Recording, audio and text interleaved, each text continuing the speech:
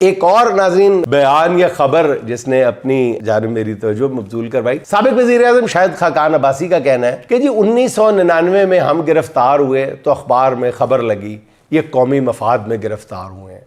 2 साल बाद जब हम रिहा हुए तो फिर ये खबर लगी कौमी मफाद में रिहा हुए। आज तक हमें पता नहीं चला कि हमारा कौमी मफाद क्या है। नाज़रीन ज़रा गौर फरमाएं कि शाहिद खाकान अब्बासी ने बड़ी पते की बात की है। अब उनकी तर्ज सियासत, उनका माजी, उनका हाल छोड़ दें, लेकिन जो उन्होंने बात की है बहुत खूबसूरत पैराए में, बड़े खूबसूरत अंदाज में की है कि जब हम गिरफ्तार हुए बताया गया कौमी मफाद था, जब हम रिहा हुए बताया गया कौमी मफाद में रिहा हुए। 2 साल बाद नाज़रीन कौमी मफाद भी क्या चीज़ है, कितनी तेज़ी से तब्दील होता है। हमारी कौम का कितना बड़ा अलमिया है।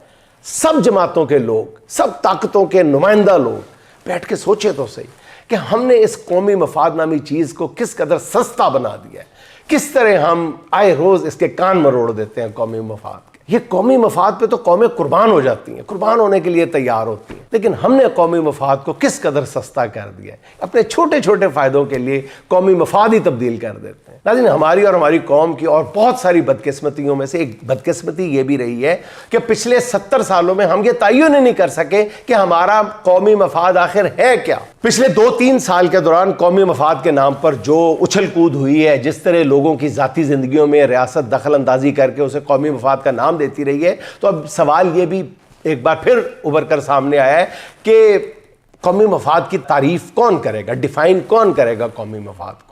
मेरा ख्याल है कि वक्त आ गया है कि रियासत के तमाम स्टेक होल्डर्स एक बार फिर मिलकर ये तय कर लें कि हमारे कौमी मफाद की हदूद कहाँ तक हैं, ताकि मुस्तकबिल में कौमी और ज़ाती मफाद के टकराव से बचा जा सके।